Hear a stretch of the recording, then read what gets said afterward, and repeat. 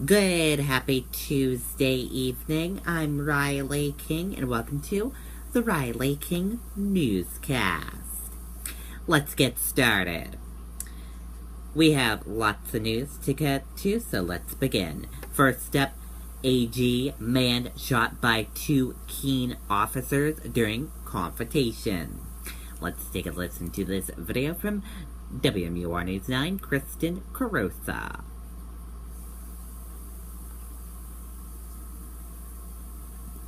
Exactly. Anthony Anderson is back with new episodes of To Tell the Truth. With the contestants mind twerking?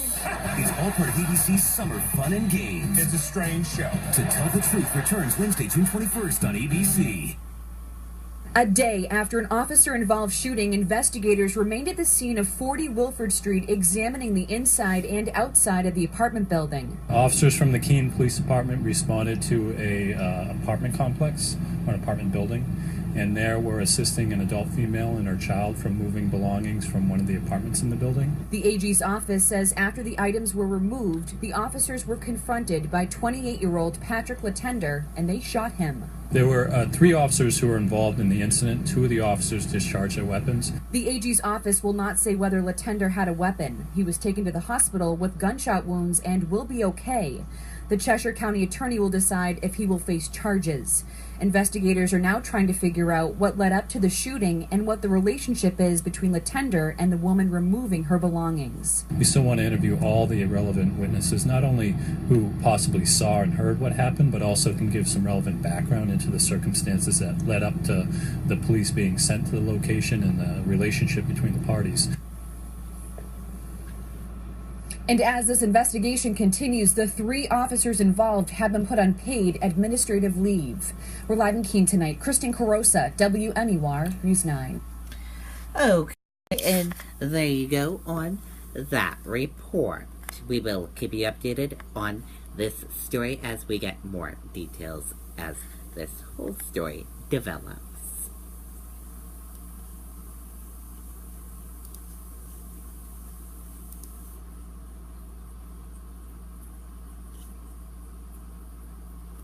Man working under Warburn Library killed by piece of rock, DA says.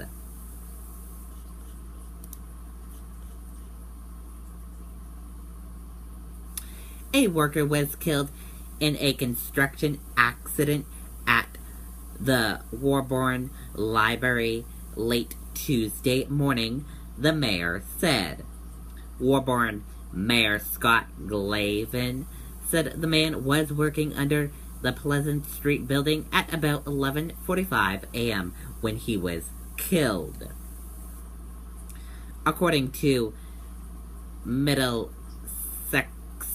County District Attorney's Office, a primarily investigation suggests that the worker, a man in his 30s, had been working alongside the foundation of the building when he was apparently struck by a piece of rock that had broken free.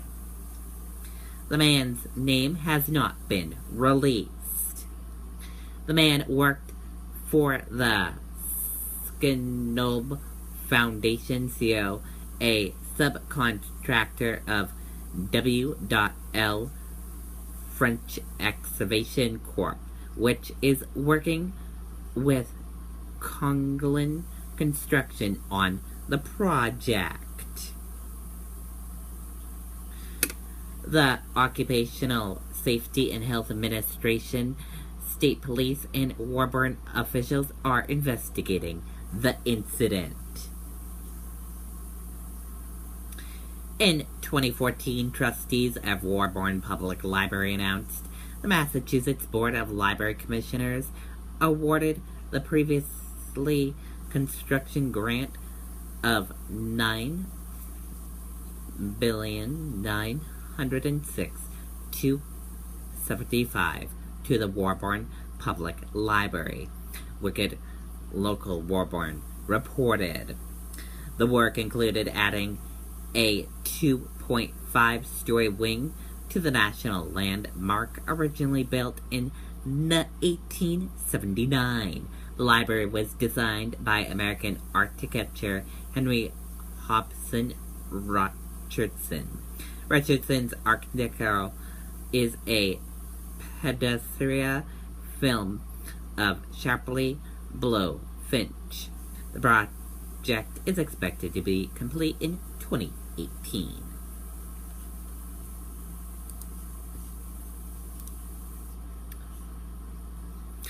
Holocaust Memorial redirected to everything we want to be as a city.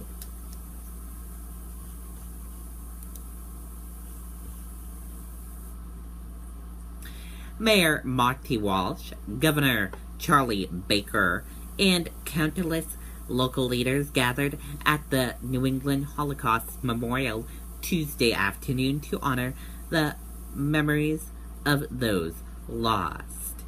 The memorial was held to redirect the memorial, which was damaged recently when a panel of glass, one of its towers, was shattered by a vandal. The panels of glass are etched with numbers representing the 6 million Jewish people who were killed during the Holocaust. Baker called the ceremony a renewal of memorials. Its 6 glass towers raise from Union Street Park along the section of the Freedom Trail. Representatives from congressional offices were present along with members of the Jewish community, the Boston Police Commissioner and District Attorney Diana Conley.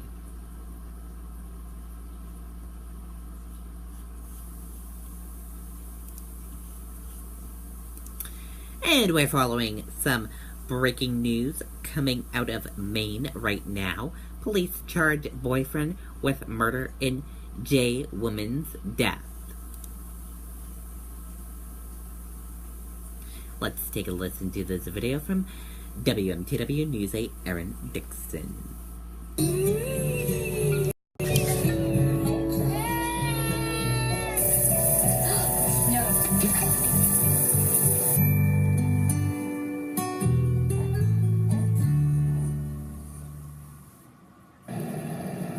Tracy and Steve, we just got this information only a few moments ago. State police have now identified the victim in this homicide as Wendy Douglas. Now, state police say this morning a man walked into the Androscoggin County Sheriff's Office and told them there was a deceased person inside the home. J Police then responded, came to the home, and found the woman inside. That man was taken into custody and will be charged with murder. Police have identified him as James Sweeney. They said that he was Wendy Douglas's significant other. Police say the investigation is just getting started and there's a lot more work to be done. We're right in the process now of obtaining a search warrant. That's been done. The evidence response team will be making entry. They'll be examining the scene, collecting evidence and so forth, and having that transport up to the State Police Crime Lab for further examination. An autopsy is currently scheduled for tomorrow morning, and James Sweeney will likely be arraigned tomorrow afternoon. For now, in J, Aaron Dixon, WMTW News 8. All right. Okay, and there you go on that report.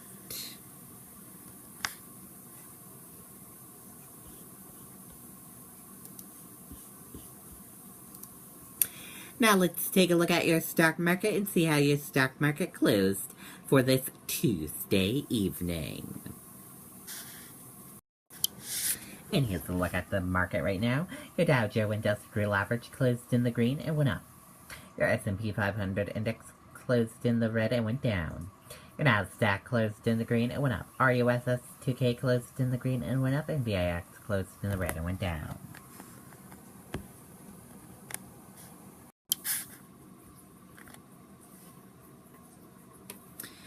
Dow notches slight gain after Trump Jr. email sends stocks for a wild ride.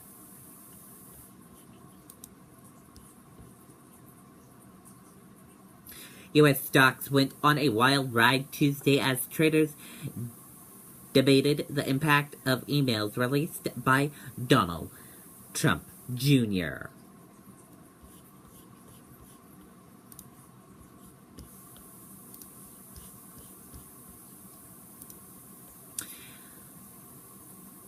Offender Russian aid to incriminate Hillary, Donald Trump Jr. wrote, "I love it." Let's take a listen to this video from ABC News.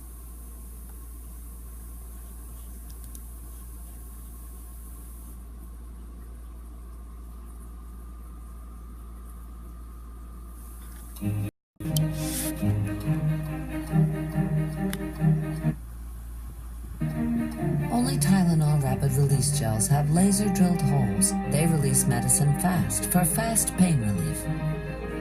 Tylenol.